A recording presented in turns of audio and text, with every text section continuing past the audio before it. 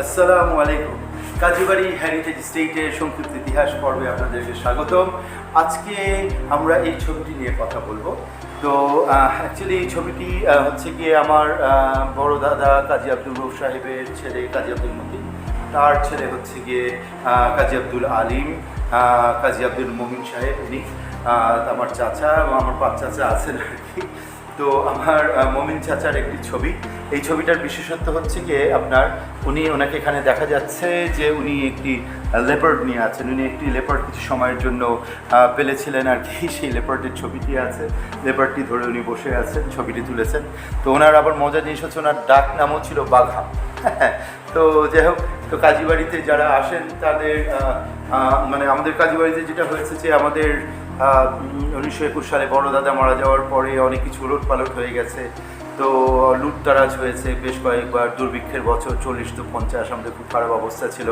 হ্যাঁ, আমাদের এই অনেক কিছু আপনার ঘর বাড়ি খালি করে দিয়ে আপনার আমাদের যেটা করতে হয়েছিল, বহির্মহল ভাড়া দিয়ে দিতে হয়েছিল, অনেক কিছু লস হয়ে গিয়েছিল। পাখি পালকের বইগুলো 150 জিল কিতাব ওয়াজ ডেস্ট্রয়েড।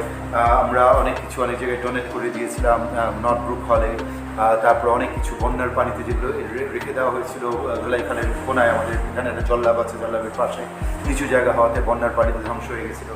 তো আমাদের অনেক ছবি, অনেক কিছু আমার কাছে নেই, আবার অনেক কিছু আমার চাচাদের কাছে, ফুপুদের কাছে আছে। তো আমার যেমন বড় দাদার একটা ছবি আছে, যেটা হচ্ছে জমিদার সাহেবরা তুলতেন যে রূপার তালোয়ার, মানে খাপটা রূপার, তালোয়ারটা সত্যি কিন্তু নিয়ে একটা ইয়ের উপরে দাঁড়িয়ে একটা তুলতেন ছবি। সেই ছবিটা আমার খুব লোভনীয়, এটা ওনাদের কাছে আছে। তারপরে যখন বাংলা মানে ঢাকা শহরে প্রথম ফোন এসেছিল, আমাদের বাসায় টেলিফোন ছিল, আব্বা ছোট তখন, আব্বা তো 1932 সালে আব্বার জন্ম। তো ওই বছর উনি একটা ফোন এরকম ধরে ফোনে ধরে আছেন, ওই ছবিটা। তারপরে আরও অনেক অনেক জিনিস আছে, ঘোড়ার ছবি, এগুলো আছে আমাদের এখানে। আপনার পাকিস্তান আমল পর্যন্ত তো আমাদের ঘোড়াগাড়ি ছিল, আমার ফুপুরা ঘোড়াগাড়ি করে সেই এয়ারপোর্ট, যেটা হচ্ছে কি আপনার পুরনো এয়ারপোর্ট বলি আমরা যেটাকে, এই যে শেরে বাংলা নগরের ওখানে, হ্যাঁ, যে ওখানে বিজয় সরণির ওখানে, তো ওখানেও যেতেন ওই পর্যন্ত ঘোড়াগাড়ি দিয়ে ঘুরে আসতেন ঢাকা শহর। এগুলো গল্প টল্প আছে, দাদার ঘোড়াগাড়ির ছবি বা ইয়েগুলো ওনাদের কাছে আছে, আমার কাছে এগুলো নেই। আমার যতটুকু আছে আমি উপস্থাপন করছি। আমি আশা করবো যে ওনারা যাতে দেন, তাহলে আমি একটুখানি এগুলো উপস্থাপন করতে পারি। আসলে আমি যেটা করছি এটা আমি খুব একটা আমার ফ্যামিলি থেকে ওরকম মূল্য পাচ্ছি না, কারণ এটা একটা পাগলামির মতন মনে করেন ওনারা।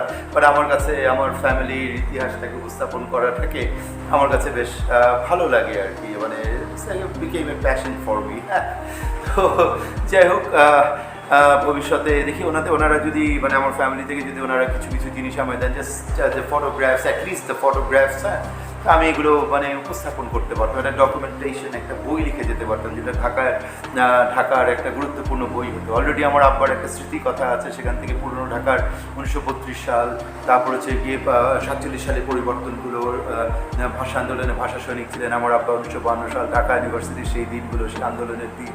তারপরে 1971 সাল, এগুলো সমস্ত রাইটার গল্প, তারপর হচ্ছে এগুলো সব লেখা আছে ওখানে। তো আমি আশা করি এগুলো আস্তে আস্তে করে আমি আপনাদের কাছে তুলে ধরবো। আর আমি চাই আমার ফ্যামিলির অনেকে মানে চাই ওনারা, যাই না আপনাদের মানে ওনারা যদি আমার একটু মানে আমার কাজটাকে একটু উৎসাহ দেয় এবং আমাকে যদি সাহায্য করেন, আমি অনেকখানি আগাতে পারতাম।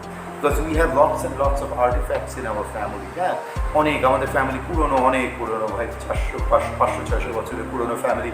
আর্টিফ্যাক্টস বা পুরনো জিনিস থাকাটাই স্বাভাবিক। তো একজনের কাছে তো আর থাকে না, বহু লোকের কাছে থাকে। তো তারা যদি মানে আসেন, রিয়েলি রিয়েলি রিয়েলি একটা ফ্যামিলির প্রতি একটা কাজ, তার ফ্যামিলির ঋণ শোধ করা হবে বলে আমার মনে হয়। এনিওয়ে, তো আজকে এই পর্যন্তই। তো আরও কিছু গল্প নিয়ে ভবিষ্যতে আপনাদের সামনে উপস্থিত হব। তৎকালীন সময়ের জন্য আপনাদের কাছ থেকে বিদায় নিচ্ছি। আর আপনারা ভালো থাকবেন, সুস্থ থাকবেন, আর আমার জন্য দোয়া করবেন। ইনশাল্লাহ দেখা হবে। আসসালামু আলাইকুম। ইতিহাস ও ঐতিহ্য ভিত্তিক আমার এই ভিডিওটি ভালো লাগলে আমার এ কাজে উৎসাহ দেওয়ার জন্য আমার ভিডিওটি লাইক, শেয়ার ও সাবস্ক্রাইব করে দেওয়ার অনুরোধ রইল। ধন্যবাদ।